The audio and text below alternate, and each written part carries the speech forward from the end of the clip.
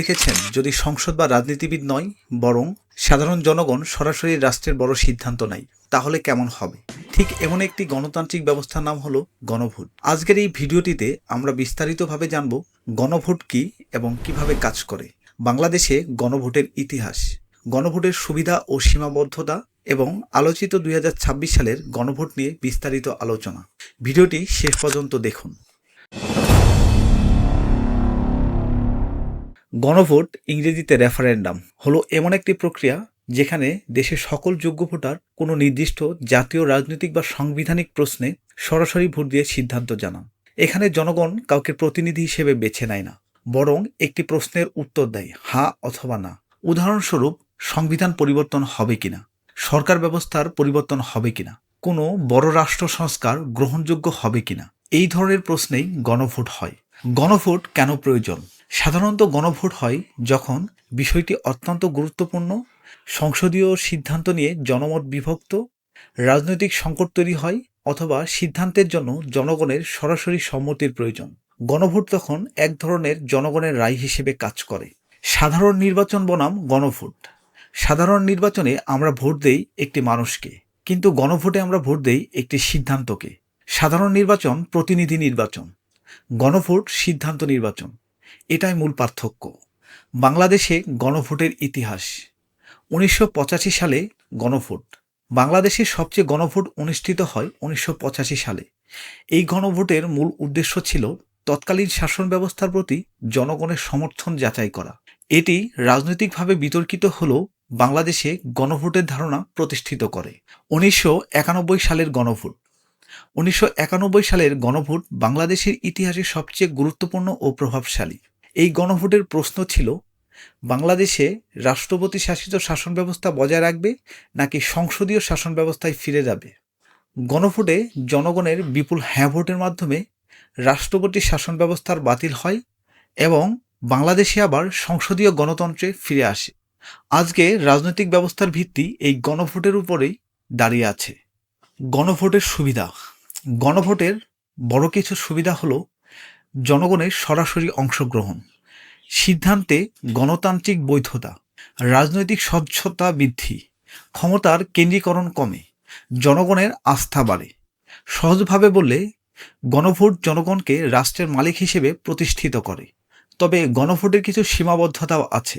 জটিল বিষয় সহজ হ্যাঁ না প্রশ্নে সীমাবদ্ধ হয়ে যায়।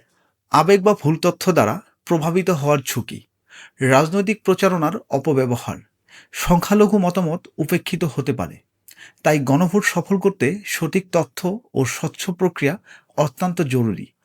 বাংলাদেশে 2026 গণভোট কেন?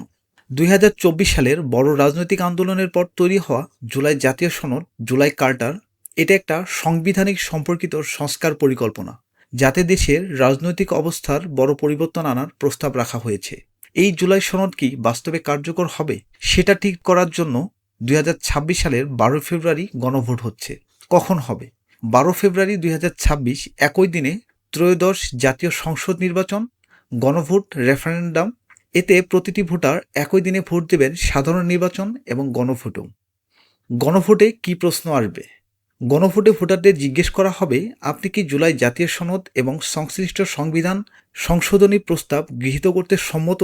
এটার উত্তরে ভোটার হ্যাঁ অথবা না ভোট দেবেন। অনেক আলোচনায় বলা হচ্ছে কিছু বিষয়কে ভিন্ন ভিন্ন প্রশ্ন হিসেবে ব্যালটে রাখা হতে পারে, তবে মূল ভিত্তি হলো জুলাই সনদ কার্যকর হবে কিনা। এতে বলা হচ্ছে, আপনি কি এমন একটি বাংলাদেশ চান যেখানে তত্ত্বাবধায়ক সরকার, নির্বাচন কমিশন ও সরকারি কর্ম কমিশন পিএসসি গঠনে সরকারি দল ও বিরোধী দল একত্রে কাজ করবে। সরকারি দল ইচ্ছে মতো সংবিধান সংশোধন করতে পারবে না। সংবিধানের গুরুত্বপূর্ণ পরিবর্তনের ক্ষেত্রে গণভোটের বিধান চালু হবে। বিরোধী দল থেকে ডেপুটি স্পিকার এবং গুরুত্বপূর্ণ সংসদীয় কমিটিসমূহে সভাপতি হিসেবে নির্বাচিত হবেন। যত মেয়াদী হোক, কেউ সর্বোচ্চ 10 বছরের বেশি প্রধানমন্ত্রী থাকতে পারবে না। সংসদে নারীর প্রতিনিধিত্ব বাড়বে। ক্ষমতার ভারসাম্য প্রতিষ্ঠার জন্য পার্লামেন্টে একটি উচ্চকক্ষ গঠিত হবে। দেশের বিচার ব্যবস্থা স্বাধীনভাবে কাজ করবে। আপনার মৌলিক অধিকারের সংখ্যা বাড়বে, যেমন ইন্টারনেট সেবা কখনো বন্ধ করা যাবে না। দণ্ডপ্রাপ্ত অপরাধীকে রাষ্ট্রপতি ইচ্ছামতো ক্ষমা করতে পারবে না। রাষ্ট্রপতি ও প্রধানমন্ত্রীর ক্ষমতার মধ্যে ভারসাম্য থাকবে। রাষ্ট্রভাষা বাংলার মর্যাদার পাশাপাশি অন্যান্য জাতিগোষ্ঠীর ভাষারও সাংবিধানিক স্বীকৃতি থাকবে। প্রচারণা ও মতামত। সরকার ও প্রশাসনের উচ্চ পর্যায়ের দায়িত্বশীলরা হ্যাঁ ভোটের পক্ষে প্রচারণা চালাচ্ছেন। তারা বলছেন ভবিষ্যৎ পরিবর্তনের জন্য হ্যাঁ ভোট অপরিহার্য। তবে কিছু নাগরিক ও বিশ্লেষক প্রশ্ন তুলেছেন যে অন্তর্বর্তী সরকার কি নিরপেক্ষভাবে গণভোট প্রচার করতে পারে কিনা তা নিয়ে বিতর্ক রয়েছে। বিশ্বের বিখ্যাত কিছু গণভোট। বিশ্বের অনেক দেশ গণভোট ব্যবহার করেছে। যুক্তরাজ্য ব্রেক্সিট, ইউরোপীয় ইউনিয়নে থাকবে কিনা, সুইজারল্যান্ড নিয়মিত বিভিন্ন বিষয়ে গণভোট হয়, নরওয়ে ইউরোপীয় ইউনিয়নে যোগ দেবে কিনা। এগুলো দেখায় গণভোট শুধু একটি তত্ত্ব নয়, বাস্তবেও খুব শক্তিশালী। 2026 সালের গণভোট শুধু একটি ভোট নয়, এটা একটা দেশব্যাপী রাজনৈতিক সংস্কার এবং ভবিষ্যতের রূপরেখা নির্ধারণের সুযোগ। আপনার ভোটই শক্তি, তাই ভোটে দিন অবশ্যই অংশগ্রহণ করুন, কারণ দেশের ভবিষ্যৎ আপনার হাতে। সবাইকে কিভাবে অংশগ্রহণ করতে হবে? ভোটারকে অবশ্যই ভোটার তালিকায় থাকতে হবে। 12 ফেব্রুয়ারি সব খামে হ্যাঁ বা না চিহ্ন টেনে ভোট দিতে হবে। প্রবাসী ভোটাররাও পোস্টাল বা মোবাইল নিবন্ধনের মাধ্যমে ভোট দিতে পারবেন। গণভোট হলো গণতন্ত্রের সবচেয়ে শক্তিশালী হাতিয়ারগুলোর একটি। যখন জনগণ সচেতনভাবে ভোট দেয়, তখন দেশ সঠিকভাবে এগিয়ে যেতে পারে। ভিডিওটি ভালো লাগলে লাইক দিন, আপনার মতামত কমেন্টে লিখুন, আর এমন আরও ভিডিও পেতে চ্যানেলটি সাবস্ক্রাইব করুন। ধন্যবাদ সবাইকে।